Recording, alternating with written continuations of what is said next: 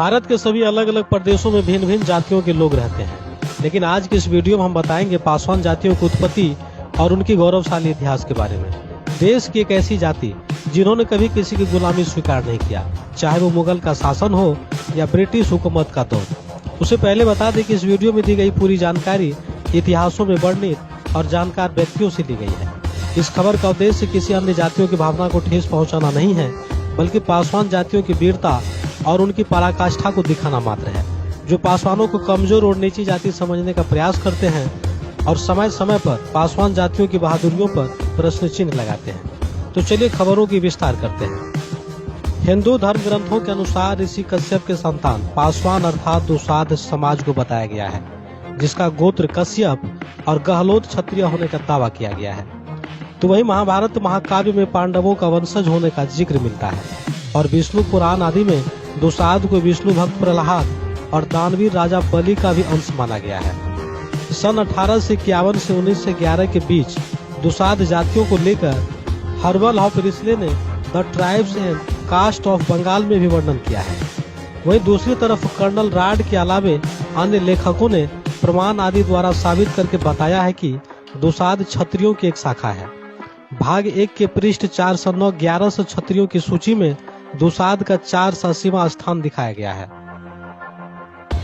पंडित ज्वाला प्रसाद द्वारा संपादित जाति भास्कर नामक ग्रंथों में भी गहलोतों की 24 शाखाओं में दुसाध लिखा हुआ है।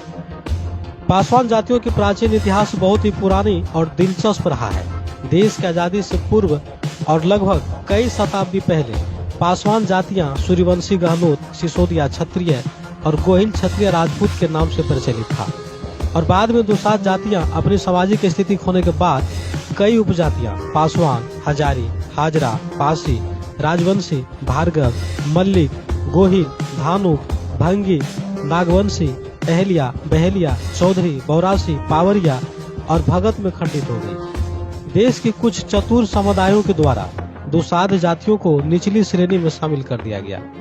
पासवान एक उर्दू शब्द है जिसका अर्थ है अंगरक्षक। पासवान दुसाध समुदाय का उपनाम है। पासवान एक मार्शल और योद्धा जाति है। इतिहासकार के मुताबिक पासवान राजस्थान के गहलोत राजपूत थे, जो मुगलों से लड़ते हुए देश के पूर्वी हिस्सों में चले गए। दुसाध और दुसाध का अर्थ जिस पर विजय प्राप्त नहीं की जा सकती या जिसको बंधक नहीं बनाया जा सकता और जिसको पकड़ा नहीं जा सकता है। दुसाध जाति को पूर्व से ही शक्तिशाली समुदाय बताया गया है। जब अंग्रेज भारत आए और उनका सामना बंगाल के अंतिम स्वतंत्र नवाब सिराजुद्दौला से हुआ, तो उन्हें हराने के लिए दुसाध जातियों की मदद लेनी पड़ी थी और इस तरह अंग्रेजों ने सलाह पर काम किया। 23 जून 1757 में हुए पलासी के महायुद्ध में दुसाधों ने नवाब को हराकर जीत हासिल किया और पलासी युद्ध के महानायक दुसाध जातियों को माना गया। अंग्रेजों ने दुसाधों की ताकत और क्षमता को देखकर उपनिवेशिकों सरकार के लिए चौकीदार, पुलिस और मुखबिर बनाकर सम्मानित किया। सदियों से दुसाधों को शारीरिक रूप से बलवान और ताकतवर माना गया है। दुसाधों की शौर्य और वीरता से मुगल और अंग्रेज भी डरते थे। पासवान जाति भारत के लगभग कई राज्यों बिहार, झारखंड, उत्तर प्रदेश, मध्य प्रदेश, राजस्थान, हरियाणा, उत्तराखंड, छत्तीसगढ़, उड़ीसा, आसाम, पश्चिम बंगाल, पंजाब, आंध्र प्रदेश और नेपाल में रहते हैं। इन सभी प्रांतों में दुसाध जातियों की घनी आबादी है। बिहार में 69,43,000 से अधिक, तो उत्तर प्रदेश में 70 लाख के आसपास पासवानों की बड़ी आबादी है। पासवान जाति शुरू से ही कट्टर देशभक्त रहा है, जो अपनी धर्म की रक्षा के लिए मुगलों और औरंगजेब से कोई समझौता नहीं किया और जान की बाजी लगाकर मुगलों से लोहा लिया। कहा जाता है कि मुगलों ने सभी जातियों को गुलाम बना लिया था, लेकिन दुसाधों को गुलाम बनाने में नाकाम रहे थे। वर्तमान समय में दुसाध जाति अनुसूचित जातियों में सबसे विकसित जातियों में से एक है, जो सभी क्षेत्रों जैसे राजनीति, समाज सेवा, इंजीनियरिंग, चिकित्सा और प्रशासनिक सेवा आदि में है। इनके कुल देवता राजा सलहेश, वीर चोहरमल, गोरैया बाबा, मकरा मांझी और राहु है। दुसाध समाजों की कुछ पूजा आज भी जीवंत है, जिसमें राहु पूजा विशेष रूप से प्रचलित है, जैसे आग पर चलना, खौलते हुए दूध में हाथ डालकर चलाना, तलवारों की नोक पर खोले पांव चलना इत्यादि। राहु पूजा पासवान जाति के लिए एक शक्ति का प्रतीक है। दुसाध वंश के कुल देवता मिथिला नरेश राजा सलहेश मगध राज्य के सबसे प्रतापी राजाओं में एक रहे थे। जिस मिथिला को आज बिहार के मधुबनी, दरभंगा, सुपौल और नेपाल के आंशिक भागों से जोड़कर देखा जाता है। वहीं वीर चोरमल बिहार के मोकामा में जन्मे थे, जिसकी यादें और पराक्रम आज भी जिंदा है। तो वहीं दुसाध वंश के सूरवीर योद्धा गोरैया बाबा का भव्य स्थल बिहार के गोपालगंज जिले में अवस्थित है। ऐसे अनेकों योद्धाओं और देवताओं ने दुसाध वंश में जन्म लिया है और उनके इतिहास जिंदा है। दुसाध के कुल देवता राजा सलहेश मरे नहीं, आज भी जीवित है, ऐसा दुसाधों का कहना है। मगध में रहने वाले दुसाधों को मगहिया और मगधिया नाम से भी जाना जाता है। राहु केतु के वंशज दुसाध जनसमूह को पहाड़ी क्षेत्र में खसिया राजपूत नाम से भी पहचाना जाता है। सन 1896 और 1907 के दशक में लिखी लेख में दुसाध जातियों का समूल वर्णन मिलता है। प्रस्तुत लेख में दुसाधों के वीर महापुरुष, कुल देवता, राजा महाराजाओं का जिक्र और इनकी अस्मरणीय इतिहास का शोध किया गया है और दुसाधों को क्षत्रिय होने का प्रमाण मिलता है, जिसे वर्ण व्यवस्था के आधार पर निचली जातियों में शामिल कर दिया गया। उत्तर प्रदेश के मध्य भागों में पासवान पासियों की संख्या बाहुल्य है। उत्तर प्रदेश की राजधानी लखनऊ को स्थापित करने वाले लाखन पासी ही थे, जो दुसाध जाति के महान शासकों में एक थे। वही महाराजा बिजली पासी, सुहेलदेव पासी का मजबूत किला आज भी यूपी में मौजूद है। उत्तर प्रदेश के सूरवीर राजाओं में एक रहे सुहेलदेव पासी। महाराजा बिजली पासी, सातन पासी, लाखन पासी ने दुसाध वंश की गौरव को देश दुनिया में ऊंचा किया था।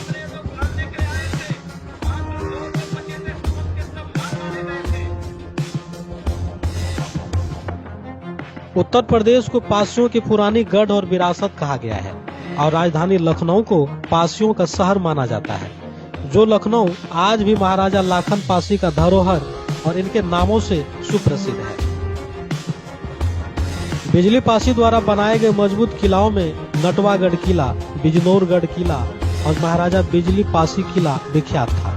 पासियों को नागवंशी, भारसी और राजवंशी का प्रतीक माना जाता है, जो भगवान शिव के उपासक और शिव भक्त कहे जाते हैं। शिव के अंशावतार पासी जातियों के नागवंशियों का पूरा भारत अधीन रहा था। पासियों के राजपासी राजा कंस बड़े ही प्रतापी, स्वाभिमानी और अड़ियल रूप वाले थे, जिन्होंने गाजी की सेना खातिम को मौत की घाट उतार दिया था। राजपासी राजा कंस की दहशत से गाजी की सेना में हड़कंप मच गया था और राजा राजपासी कंस कभी शत्रुओं के सामने हथियार नहीं डाले थे। यही राजपासी मध्यकाल के आते आते पासवान कहलाए। नागवंशी भारसिव का प्रमुख पेशा ताड़ी है, जो ताड़ के पेड़ से निकाला जाता है। पासी द्वारा ताड़ के पेड़ से रस निकालकर भगवान शिव को भोग लगाकर प्रसाद के रूप में ग्रहण करते हैं। पासियों के जितने भी पुराने किले और खंडहर हैं, उसके आसपास अधिकतर ताड़ के पेड़ मिलते हैं। इतिहासकार बताते हैं कि योद्धा पृथ्वीराज चौहान को युद्ध में 17 बार पराजित करने वाले आल्हा रुदल ही थे, जो दुसाध जाति से आते थे।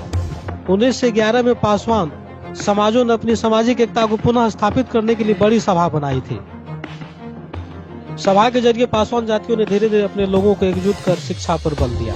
लाखों दुसाध जातियों ने अपने आत्मसम्मान और सुरक्षा के लिए बाहरी ताकतों और सामंतवादियों से लड़ते हुए शहीद हो गए। पासवान जातियों के इतिहास और वीरता बहुत ही पुरानी और लंबी है। संपूर्ण जानकारी बता पाना सहज नहीं है।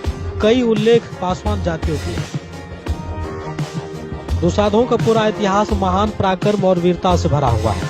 इनकी गौरवशाली इतिहास को मिटाने का खूब प्रयास किया गया, फिर भी यह जीवंत है। पासी पासवानों की नीची जाति बताने वालों के लिए यह जानकारी एक सबक है, जिसे समझने की जरूरत है, जो इतिहास के पन्नों में दफन है। तो इस पूरी खबर को लेकर आप लोग क्या कुछ सोच रहे हैं, हमें नीचे कमेंट बॉक्स में अपनी राय जरूर दें। धन्यवाद।